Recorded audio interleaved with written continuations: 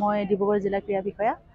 আজি আমাৰ সাংসদ খেল মহোৎসৱৰ আজি প্ৰথমটো দিন। আমি আজি ইনগ্ৰেশ্যন চেৰিমনি ষ্টাৰ্ট কৰি দিলোঁ। আমাৰ সাংসদ মহোদয়ে আজি ইনগ্ৰেশ্যনটো কৰিলে। আমাৰ ডিব্ৰুগড়ৰ লগতে তিনিচুকীয়া সমষ্টিৰো বিধায়কসকলে ইয়াত আহি উপস্থিত হৈছিলেহি।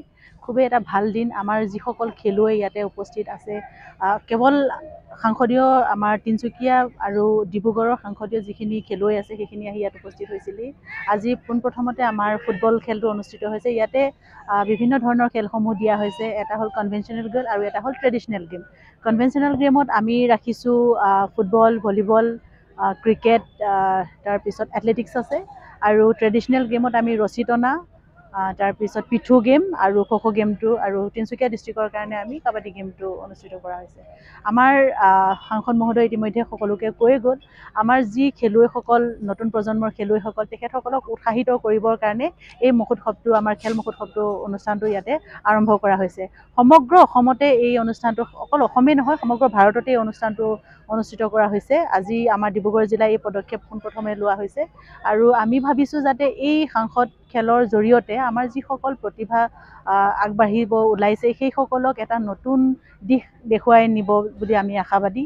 আৰু যিহেতু সাংসদ মহোদয়ে আমাক কৈছে যে আমাৰ যিসকল খেলুৱৈ এই খেলখন খেলিব, তেখেতসকলে ভৱিষ্যতে স্কলাৰশ্বিপৰ সুবিধা পাব। লগতে আমাৰ যি আহিবলগীয়া অলিম্পিকৰ কাৰণে তেখেতসকলক আগবঢ়াই নিবৰ কাৰণে এই সাংসদীয় খেলখিনি অনুষ্ঠিত কৰা হৈছে। নমস্কাৰ, মই কৌশিক ৰাজখোৱা, জিলা ক্ৰীড়া বিষয়া তিনিচুকীয়া। সৌভাগ্যৰ বিষয় যে মাননীয় প্ৰধানমন্ত্ৰী শ্ৰীযুত নৰেন্দ্ৰ মোদী ডাঙৰীয়াৰ প্ৰচেষ্টাত আৰু আমাৰ পৰম শ্ৰদ্ধাৰ সাংসদ সৰ্বানন্দ সোণোৱাল মহোদয়ৰ সহযোগত আমি সাংসদ খেল মহোৎসৱ 2025 আজি শুভাৰম্ভ ডিব্ৰুগড়ত অনুষ্ঠিত হৈ গৈছে, য'ত আমাৰ ডিব্ৰুগড় সমষ্টিৰ অন্তৰ্গত তিনিচুকীয়া জিলাৰ 4টা সমষ্টি আৰু ডিব্ৰুগড়ৰ গোটেই সমষ্টিখিনি লগ লাগি ইয়াত খেলসমূহ অনুষ্ঠিত হৈছে।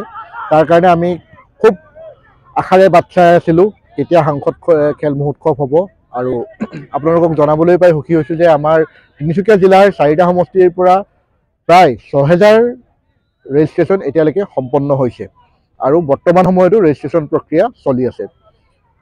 আপোনালোকক জনাবলৈ পাই আমি সুখী যে 2034 চনত সম্ভৱতঃ আমি ভাৰতে অলিম্পিক হোষ্ট কৰিবলৈ আগবাঢ়িছোঁ। আৰু যদি আমি সেয়া কৰিবলৈ সক্ষম হওঁ, তেনেহ'লে এয়া আমাৰ কাৰণে খুব আশাৰ এক বতৰা কঢ়িয়াই আনিছে এই সংসদ খেল মহোৎসৱে।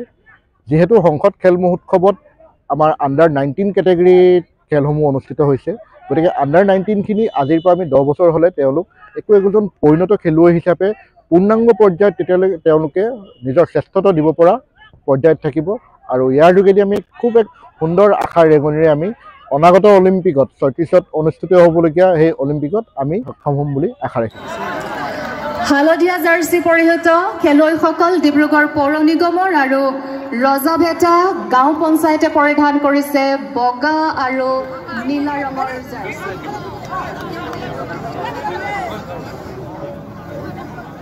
সকলো লোকে শুভেচ্ছা জ্ঞাপন কৰিছোঁ। আৰু হালধীয়া ৰঙৰ জাৰ্চি পৰিধান কৰিছে ডিব্ৰুগড় পৌৰ নিগমে, আৰু ডিব্ৰুগড় জিলা পৰিষদে পৰিধান কৰিছে বগা আৰু নীলা ৰঙৰ জাৰ্চি।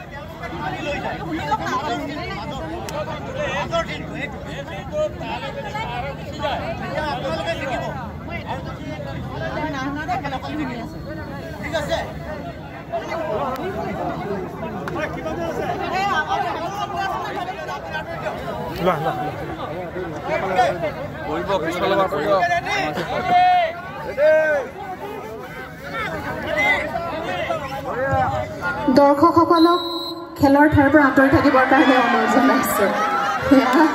ৰছী ছিগি থাকিবাৰ দুয়োটা দল চেডেলি ভেদেলি হৈ পৰিল। আকৰ্ষণীয় আছিল খেলখন।